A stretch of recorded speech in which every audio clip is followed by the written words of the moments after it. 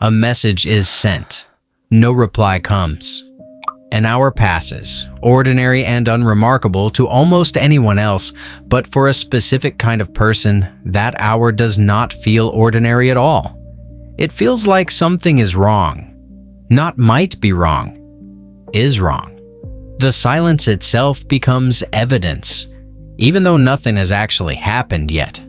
The easy explanation is insecurity, as if the problem were simply a lack of confidence that could, in theory, be reasoned away with enough reassurance. But insecurity does not explain the specific physical urgency of the reaction, the racing thoughts, the compulsive checking, the sudden certainty that something has gone wrong, all triggered by an absence rather than an event. This is not a thought. It is closer to an alarm, and alarms do not respond to logic nearly as well as they respond to their original trigger disappearing.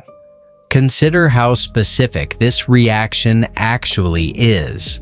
The same person who can handle real, confirmed bad news with relative composure, a canceled plan, an honest disagreement, even a difficult conversation, can be undone entirely by an hour of silence that turns out to mean absolutely nothing. This mismatch is the clue. If the reaction to an unconfirmed absence is larger than the reaction to a confirmed problem, the nervous system is not responding to the evidence in front of it. It is responding to something else, something the silence merely happens to resemble. John Bowlby's attachment research gives this reaction a name: protest behavior. He observed that infants separated from a caregiver do not respond with quiet sadness. They respond with an active, urgent search, crying, reaching, scanning the room, doing everything available to restore contact. Bowlby considered this an adaptive, even brilliant survival mechanism. An infant who protests loudly when separated is more likely to be found and returned to safety than one who simply waits. The protest is not weakness. It is the nervous system doing exactly what it evolved to do when connection, which for an infant means survival itself, suddenly disappears. Here is the part that explains why this mechanism outlives infancy so precisely. The nervous system that generates protest behavior does not get a firmware update in adulthood, informing it that silence from a partner is not the same as abandonment by a caregiver. It runs the same ancient software, applied now to a delayed text message instead of a missing parent. The racing thoughts, the urge to check the phone every few minutes, the spiral of imagined explanations, these are not signs of a fragile personality. They are protest behavior, doing its job with total sincerity, aimed at a threat that is almost certainly not what it appears to be. Picture the actual sequence as it plays out for someone shaped by this pattern. The message goes unanswered. Within minutes, the mind begins constructing explanations, usually starting mild, they're probably just busy, before sliding, almost involuntarily, toward worse ones. They're upset with me, they're pulling away, something has changed. None of this is chosen deliberately.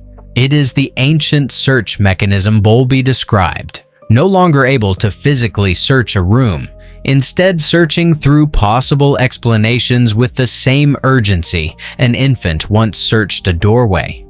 Mary Ainsworth's research refined this further, identifying a specific pattern she called anxious attachment, most visible in children who experienced inconsistent caregiving, sometimes warmly present, sometimes distracted or unavailable, in a pattern the child could never reliably predict. These children developed a heightened, hypervigilant sensitivity to any sign of a caregiver's absence, because absence had, often enough, actually preceded real neglect. The vigilance was not irrational. It was precisely calibrated to a genuinely unpredictable environment. This calibration often traces back to very specific, ordinary moments, rarely remembered as significant at the time. A parent who was warm and present most days, but who became suddenly distant or short-tempered without any clear pattern the child could learn to predict, produces exactly this kind of hypervigilance, not through any single dramatic event, but through the simple accumulation of never quite knowing which version of the caregiver would show up. The child's task became monitoring constantly for the earliest possible sign of the good version disappearing. The difficulty is that this calibration does not automatically recalibrate for adult relationships that are, in fact, far more reliable than the original environment that built it. A partner who is simply busy or asleep or without phone signal gets processed by an old system that never learned the difference between busy and gone. The nervous system is not being dramatic. It is running a threat assessment built for a different, less predictable world and applying it faithfully to the present one. Karen Horney's description of the personality orientation she called moving toward people adds a crucial layer to why the silence specifically, rather than other forms of distance, triggers such urgency. For someone whose sense of safety depends on active, visible connection, silence removes the primary evidence that the relationship still exists. It is not that the person believes the relationship has ended. It is that in the absence of any active signal, the nervous system cannot fully believe it hasn't. Donald Winnicott's work on early emotional development offers a related idea worth sitting with directly. The capacity to be alone, paradoxically, is built through the experience of reliable togetherness. A child who consistently experienced a caregiver's dependable return develops, over time, an internal sense that connection persists, even when it isn't currently visible. A child whose experience of return was inconsistent never fully builds that internal continuity. As an adult, this shows up as an inability to hold the relationship steady in mind during any gap in contact. Out of sight becomes functionally out of existence, at least until proof of the contrary arrives. The cost of this pattern accumulates in ways that are easy to misread from both sides.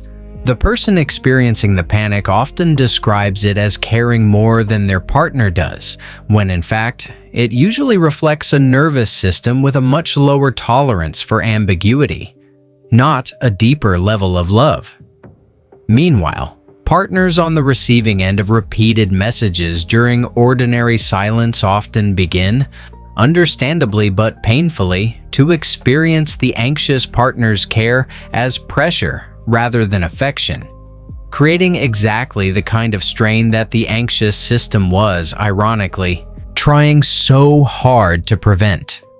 There is a particular quiet cruelty in how this cycle sustains itself.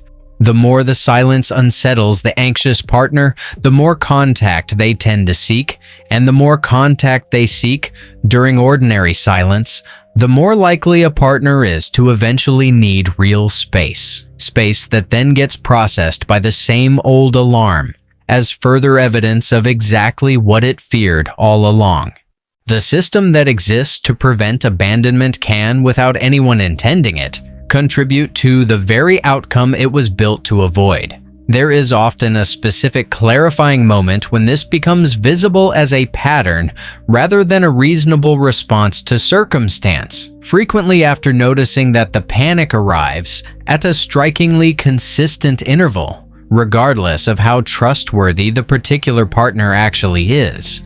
A specific, uncomfortable question can follow. What if this was never really about this person's silence, and always about an old alarm that silence of any kind from anyone significant reliably sets off? Marcus Aurelius wrote that very little is needed to make a happy life, and that it is all within in the way one thinks, a claim that can feel almost impossible to a nervous system convinced that safety depends entirely on another person's next reply. Carl Jung would add that a pattern this automatic cannot be reasoned away directly. It requires patient, repeated evidence, gathered deliberately, that silence today does not carry the same danger it once did. None of this means the fear is fake or that wanting reassurance is a flaw.